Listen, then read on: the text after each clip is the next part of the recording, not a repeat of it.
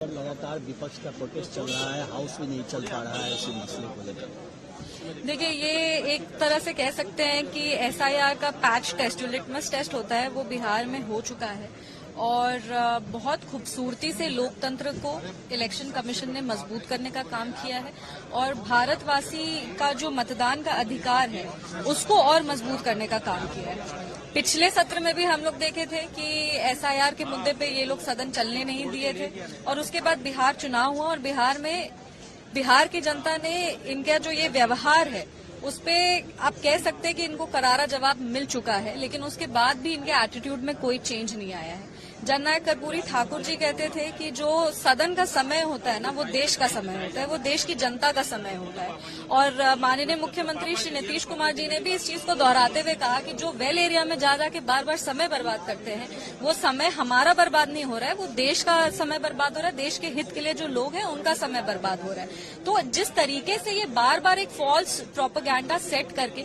अच्छा, और जिस चीज पे ये डिबेट मांग रहे हैं वो पार्लियामेंट के जुरिसडिक्शन के बाहर का है, वो मुद्दा पार्लियामेंट में डिस्कस हो ही नहीं। इलेक्शन कमीशन एक स्वतंत्र संस्थान है, एक संवैधानिक संस्थान है, उसकी एक प्रक्रिया है। इलेक्शन कमीशन कह रही है कि अगर आपके पास कोई कंप्लेन है, आप उसको उस जो फॉर्मल स्ट्रक्चर है, जो प्रक्रिया, आप उसके तहत कंप्लेन करिए, हम लोग उस पर काम करेंगे। पर आपको वो भी नहीं करना है।